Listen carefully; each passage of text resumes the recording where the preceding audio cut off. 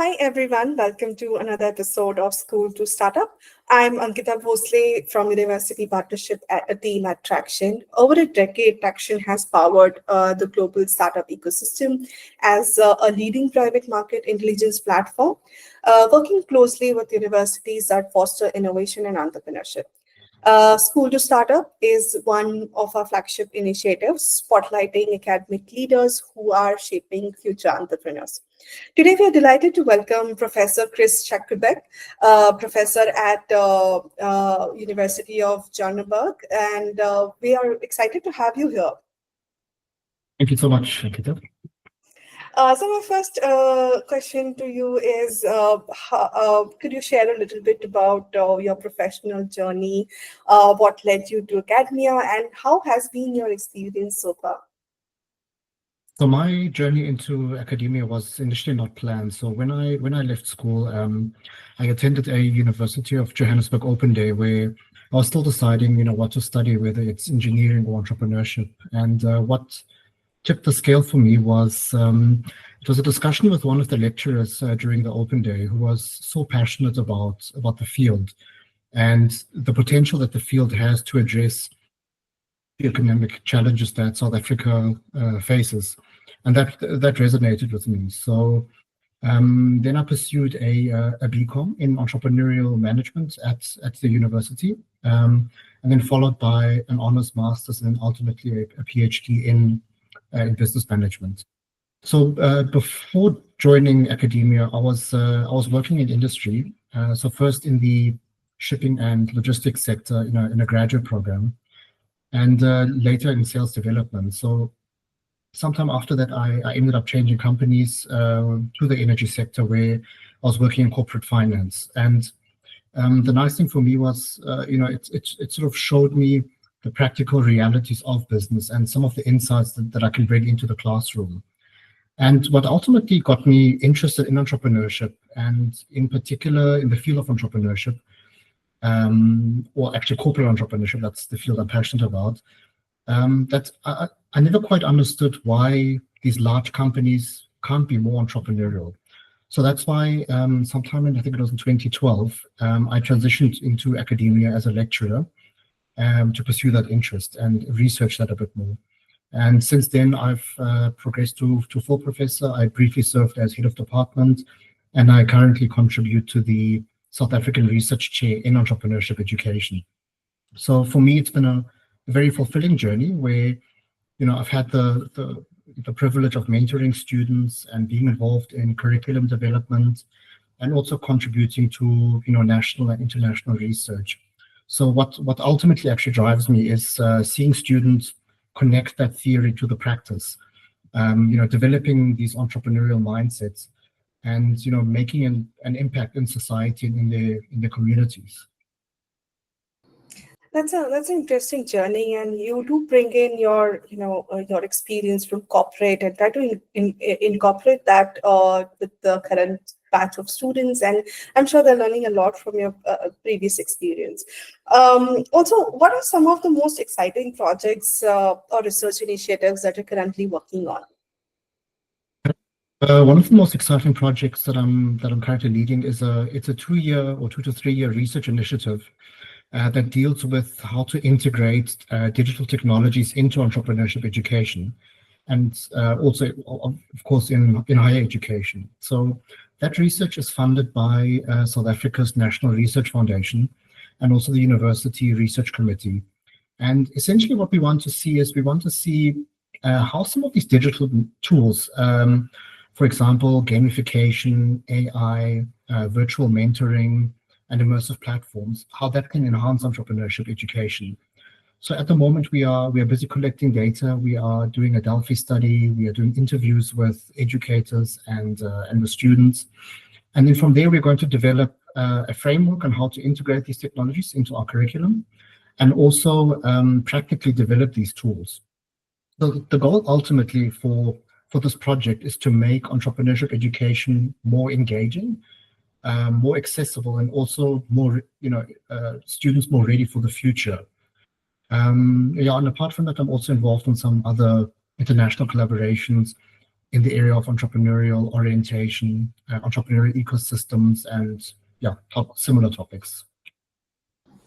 That's really interesting, and keeping students up to date with the current trends. And so, on the similar lines, my next question is, what are the kind of trends that you are observing in the startup ecosystem that students should be paying attention to? And next part of this question is, how is academia responding to these trends through initiatives that build an entrepreneurial mindset? Yeah, so at the moment, I think the startup ecosystem is changing, or is evolving quite rapidly, and there's a few things that are shaping it. One of those things that we're seeing is I call them tech-enabled micro enterprises. So these really small companies, which are quite agile and that want to leverage digital platforms, to expand and reach global markets. Now, particularly in South Africa, there's a very, very large number of these informal businesses and small businesses got the potential to adopt these tech solutions. The other thing that we're also seeing is a surge in these impact-driven entrepreneurship, where the founders are prioritizing things like social impact, environmental outcomes, along with profit, of course. And of course, at the moment, there's a big drive in AI, automation, and also how these startups are founded, how they operate, and how they engage with their customers. So for our students, I think it's really important that they pay attention to these trends, especially around these issues like resilience, adaptability, and being digitally fluent. Responding to it by relooking or reimagining how entrepreneurship education is delivered, making it more experiential and also more digitally integrated. So it's also for that reason that in the courses that I teach, that we use industry reports like the Global Entrepreneurship Monitor to help students understand how the broader entrepreneurial landscape looks like and how it functions. And at our university, we also have an entrepreneurship summer school or winter school, where we're also trying to cultivate these entrepreneurial mindsets that are also grounded in practice, but also respond to what is happening globally. So there are great initiatives by the university as well to have those very focused approach towards the current trends and try to keep the students ready for the what's next for them. Also, my next question is: have you ever come across any student-led project or startup that have turned into success stories? And how do new generation entrepreneurship courses contribute to shaping such outcomes? What is quite important with that is that it's also linked to these sort of new generation entrepreneurship courses. And what's important there for me is that they actually go beyond these sort of traditional, very theory-based lectures and textbooks. So they need to emphasize things like experiential learning, solving problems collaboratively, and applying those principles in the real world. So in some of my modules, I, for example, use an adopt a business approach. Where students can do entrepreneurial audits, where they can assess innovation strategies. So that hands-on approach is helping the students, get to grips with these entrepreneurial concepts and develop those practical skills. And some of these courses also they help in fostering critical thinking. I think that's one of the really important skills that students need. It's critical thinking, it's creativity, and quite importantly at the moment, also ethical decision making. That they make decisions which are not just good for the business, but also for society. So we always try to encourage our students to reflect on these learning journeys, to look at what the context looks like, the socioeconomic context, and also come up with some solutions to the problems that we face. Thanks for your answer, Chris. Here, and I think it also makes more sense to not just have an entrepreneurship, have a startup idea, but also have the relevant skill sets that are required. And I think university is trying to help them in developing those skill sets. Um, uh, my next question is, how do you see the role of academia evolving in the startup and innovation space in the next few years? So I think the role of academia is changing currently. So I think it's increasingly playing a more dynamic role in the startup and the innovation ecosystem. I think it's moving beyond that, where they're becoming innovation hubs, they're becoming venture incubators, and also policy influencers. So I think the future lies more in this deeper integration between academia and industry, and also where our research informs what is happening out there, so that our classrooms actually become these launch pads for these new ventures.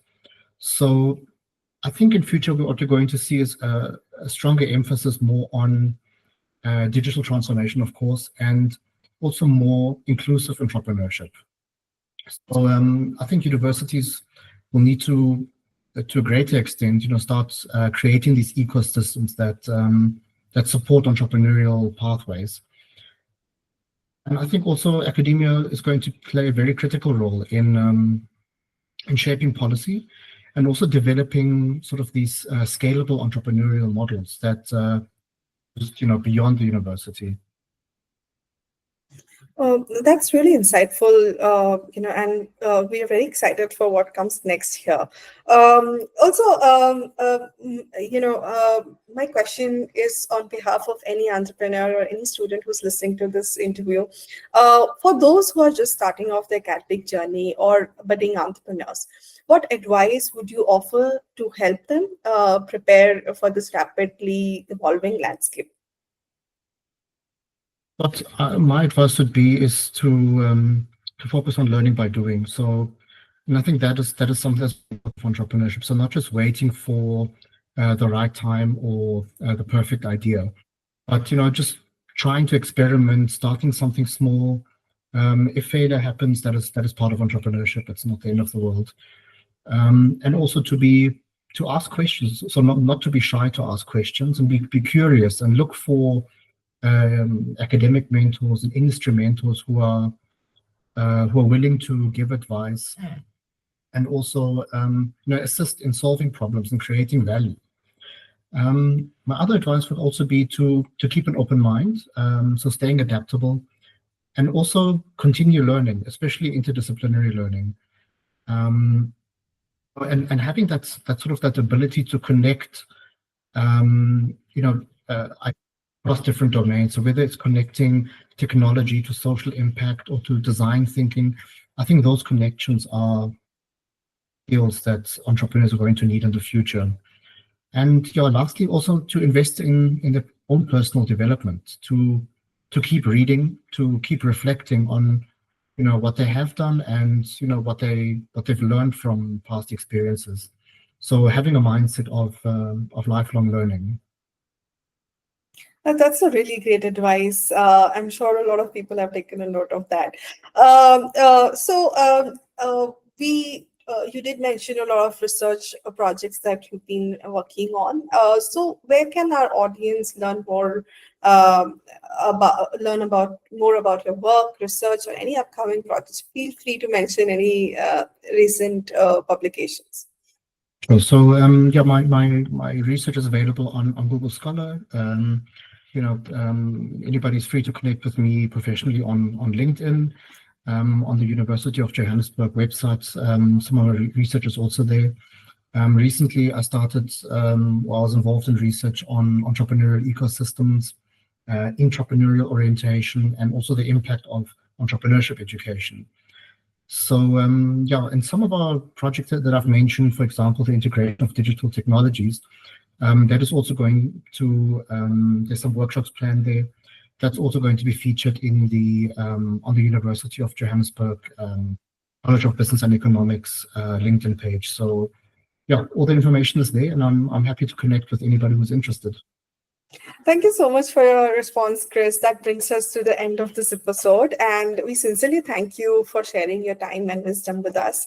We thank all our lovely viewers and hope this episode has given them a new hope and inspiration to become a successful entrepreneur. Stay tuned for more such episodes.